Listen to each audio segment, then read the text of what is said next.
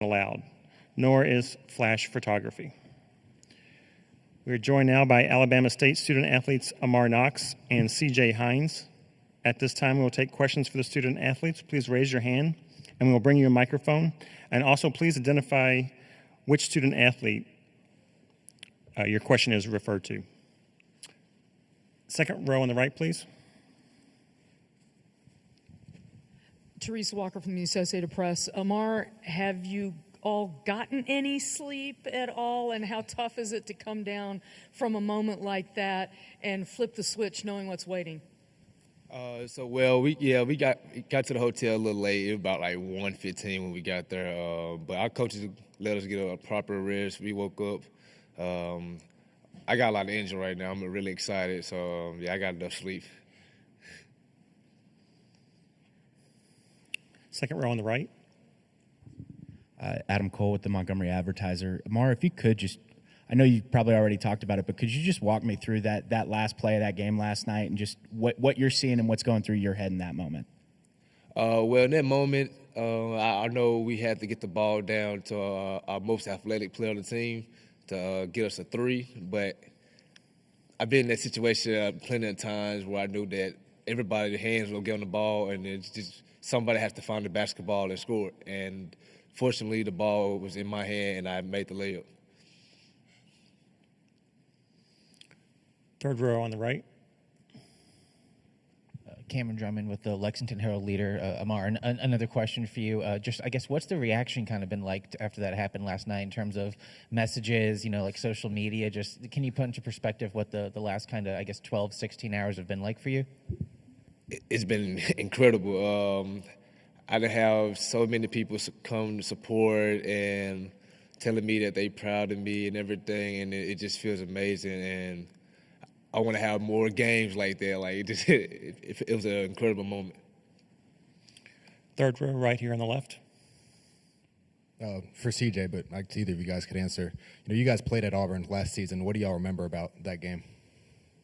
That game, it was a good game last year. We played them, I believe it was right before Christmas, and we didn't get the outcome we wanted. I remember us losing, but I'm just excited for the opportunity we got tomorrow to play them again. So. Second row on the right. Adam Cole, Montgomery Advertiser. If I could, for both of you guys, last night was first NCAA tournament win in the program's history, and I think it notched the first 21 seasons since I want to say it's like 2009, if I'm right. But just for both of you guys, what does it mean to be a part of such a historic season for this program? It means a lot to me. Coming from an NAI to a D1, I dreamed of being in this moment, playing in March Madness, and making history for Alabama State. 21 season, winning swag. It's a blessing to be here right now, and I'm just thankful. Yeah, we gotta thank God for it. Without Him, we weren't gonna be able to achieve these goals that we are being able to achieve, and it's just a great group of guys that came together and just had one goal, and just to win. And so far, that's what we've been doing, and I'm proud of all of them.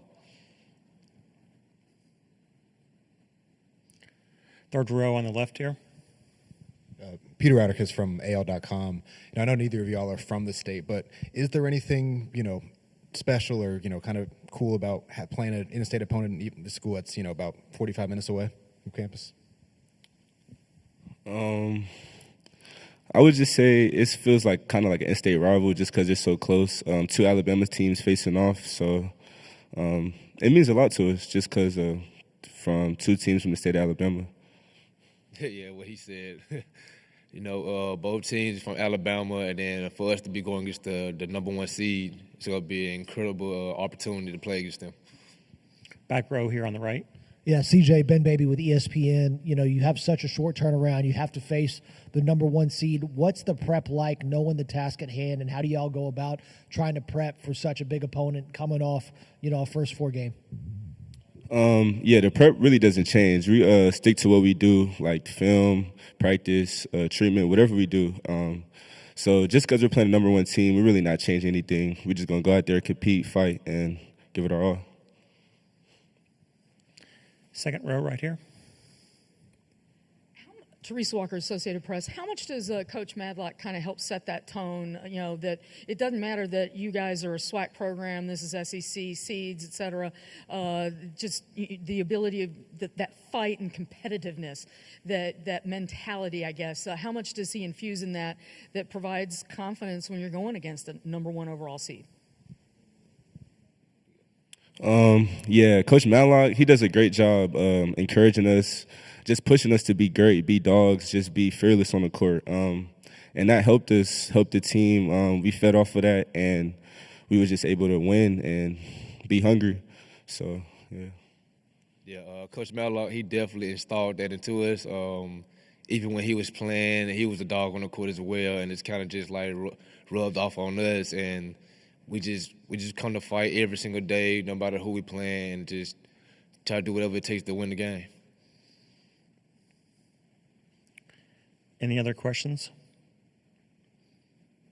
Great. Thanks, gentlemen. We appreciate your time. Thank you. Thank you.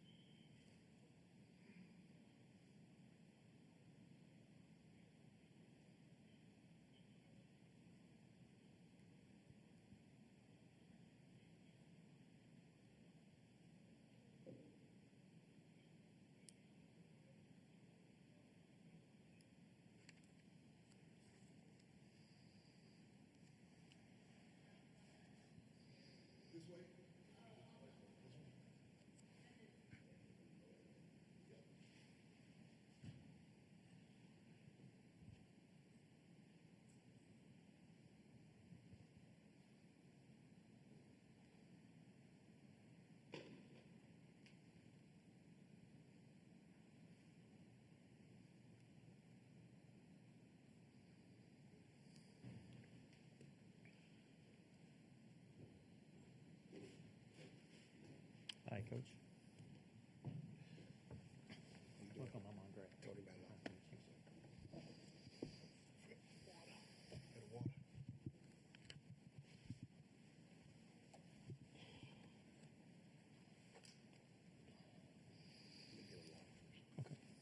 We've got time anyway.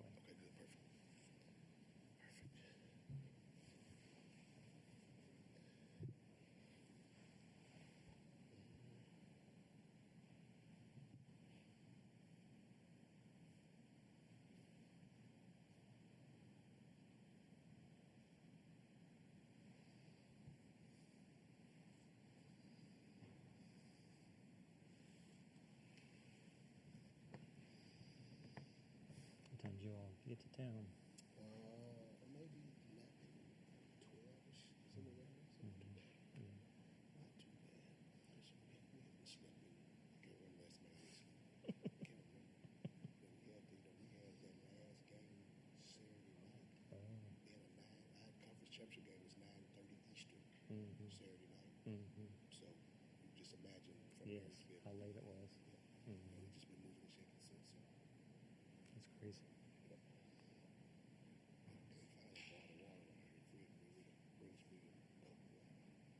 Yeah, I'm gonna have him release it. Here it comes.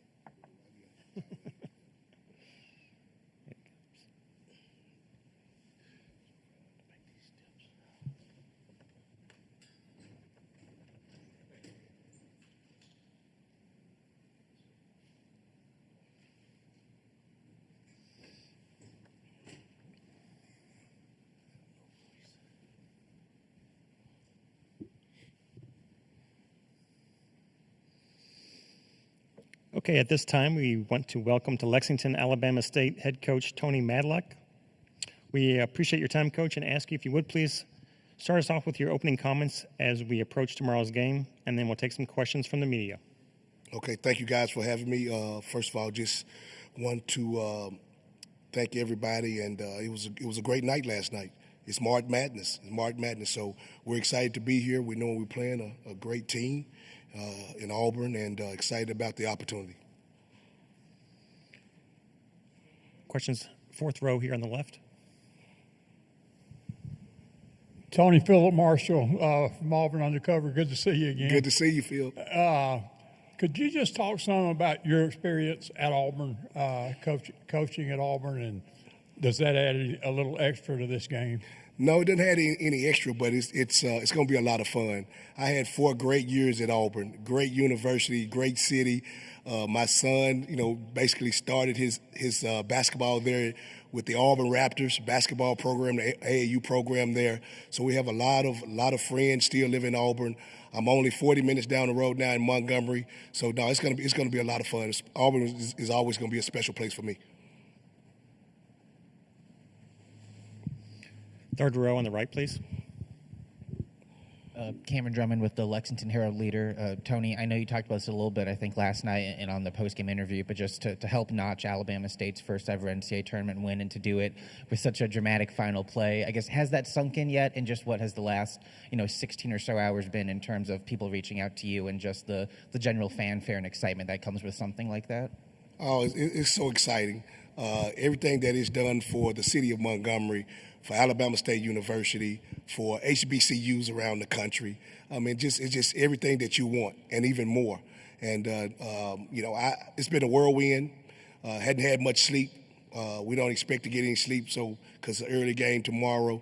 But we're just excited about this opportunity and, again, for what it means for Alabama State University. Second row left. Teresa Walker with the Associated Press. Tony, does it help the fact that, some of the teams you've scheduled, you've played SEC programs and you played Auburn last year, those kind of things, does that help as you try to deal with the win last night, getting this turnaround quickly and refocusing on the task at hand? Yeah, I think it does.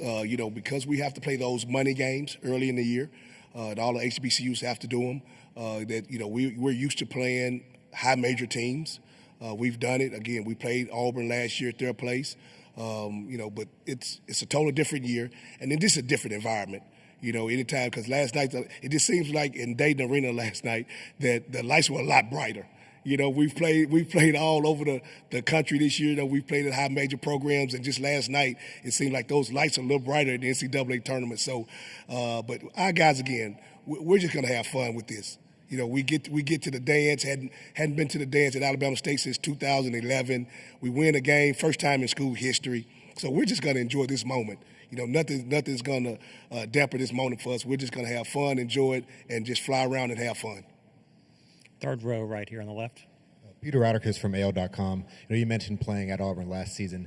A lot of the same players from that team are on this team. What do you remember about that game and how Auburn played? Really good game. I actually watched that game this morning early, so got a chance to kind of relive some of that. They're a really good team. Again, I think they're better this year than they were last year, but it's going to be a tough fought game. These guys are one of the best teams in the country. They play in the best basketball conference in the country, so we understand the task at hand. So, but again, like I've said a million times, and I'm going to continue to say it, we're excited about this opportunity. Any other questions? Here in the third row on the right.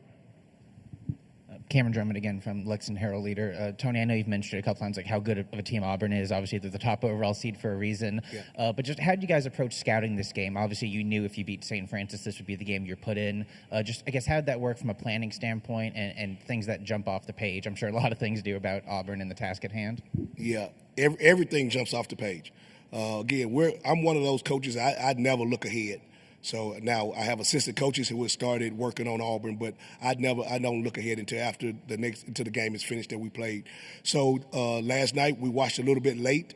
Then me and my staff watched some this morning, and so we had film with my guys this morning already. We'll do this shoot around here. We got another walkthrough practice off site, and we'll be ready for tomorrow. Third row right here on the left. Peter Rauderkus again from AL.com. Having an in-state matchup like this, where you mentioned it, only two schools only about 45 minutes away from each other. What does that mean for basketball in the state, especially with I think it's 4 teams total from the state in the tournament this year? It means a lot. It means a lot for the state of Alabama. Again, that you represent the NCAA tournament with some really good schools, and then again, a lot of things that people don't know they're going to hear about at HBCU. That normally would not know about Alabama State University. It's been all over the media, and so that is the type of things that we like to be heard about our university, all positive things. So we're really excited about that. Any other questions? Fourth row on the left. Tony, was that pass set up for several people to touch it before it went right to your guy? No, but again, we do a lot of situational basketball, and I've talked about this with all the media, is that every game day we spend 12 to 15 minutes on situational stuff. 9 seconds to go in the game, 1 second, 3 seconds. And what's crazy is when they put that additional, I think it was 3.4 or something, whatever it was, because originally it was 2 something. And when it got to 3 seconds, I said to our guys, this is perfect because this is the exact time we do this action every game day. So it ended well because, of course, the shot went in. But the thing that really worked on that, the pass was perfect. The pass was perfect. So, so it's something that we work on all the time. Fourth row on the right.